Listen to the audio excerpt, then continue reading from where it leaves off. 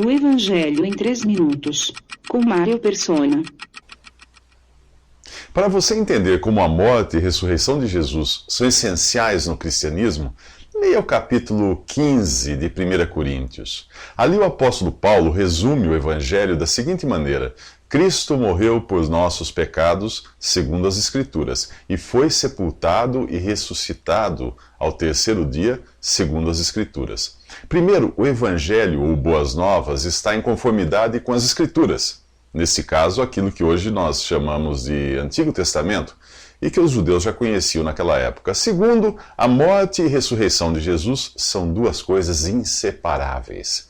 Não há como você crer numa sem crer na outra. Isto traz duas implicações importantes. Uma é que não há outra forma de você se livrar dos seus pecados, a não ser pelo sangue de Cristo.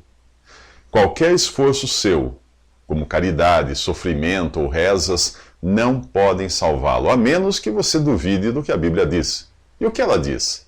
Em 1 Timóteo diz que Cristo Jesus veio ao mundo para salvar os pecadores. E ele deixou isso muito claro quando afirmou: Eu sou o caminho e a verdade e a vida. Ninguém vem ao Pai senão por mim. Todos os caminhos podem levar a Roma, mas só um leva ao Pai: Jesus.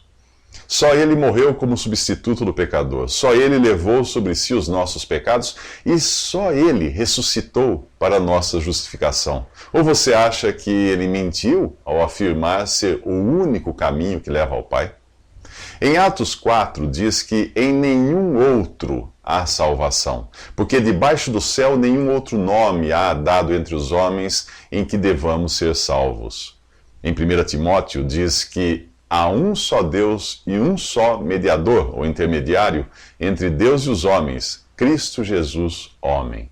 Portanto, nem Maria, nem outros santos poderão servir de intermediários entre você e Deus. Mas muita atenção aqui, é Cristo Jesus, homem, o único mediador entre você e Deus. Não se trata de um ser angelical, um ser etéreo, mas de um Jesus que agora está no céu glorificado em seu corpo humano de carne e ossos. A dificuldade que alguns têm de aceitar isso é por terem sido criados achando que matéria é uma coisa intrinsecamente ruim.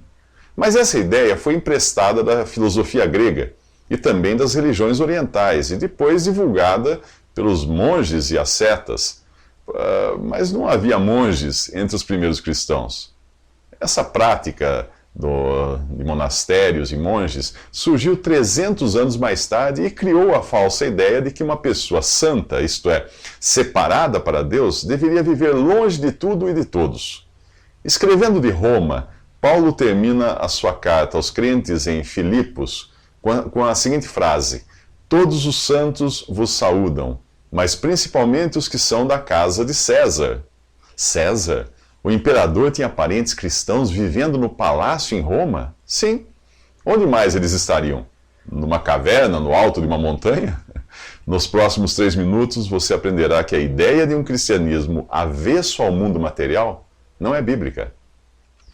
Visite 3minutos.net. Dúvidas? Visite respondi.com.br.